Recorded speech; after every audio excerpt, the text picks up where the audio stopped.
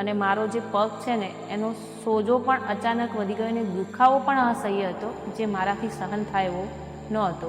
જેમાં એમને પગની બધી જ નળીઓ બ્લોક થઈ ગઈ હતી, જેની અંદર નાના નાના સ્લોટ થઈ ગયા.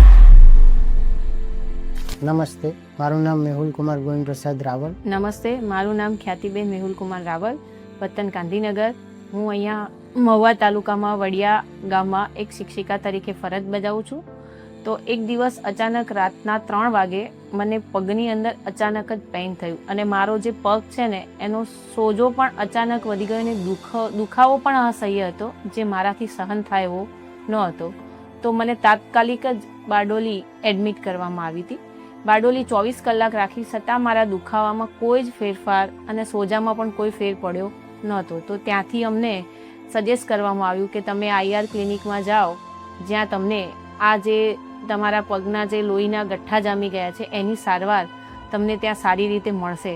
તો અમે ત્યાંથી એમ્બ્યુલન્સ દ્વારા IR ક્લિનિકમાં આવ્યા અને અહીંયા મારી સારવાર ચાલુ કરી. એમના પગનો દુખાવો એટલો અસહ્ય હતો, જેમાં એમને પગની બધી જ નળીઓ બ્લોક થઈ ગઈ હતી, જેની અંદર નાના નાના સ્લોટ થઈ ગયા હતા.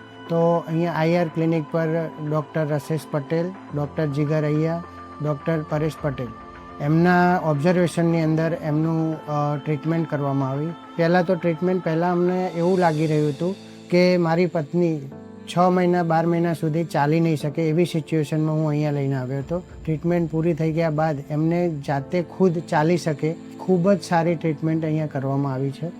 અહીંયા ટોટલી સ્ટાફ પણ બહુ જ સપોર્ટેડ છે અને બધી જ રીતે બહુ સારું એવું અહીંયા ટ્રીટમેન્ટ થઈ શકે છે. 2 દિવસ હું IR ક્લિનિકમાં ટ્રીટમેન્ટ લીધી અને જ્યારે 3જા દિવસે મને ડૉક્ટરે કહ્યું કે હવે તમે ઘરે જઈ શકો છો, ત્યારે હું મારા પગ ઉપર ચાલી અને ઘરે ગઈ હતી.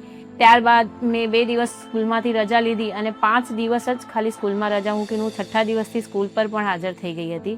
ખરેખર IR ક્લિનિક અને IRની ડૉક્ટર ટીમ એ સર્વેનો હું ખૂબ ખૂબ આભાર વ્યક્ત કરું છું.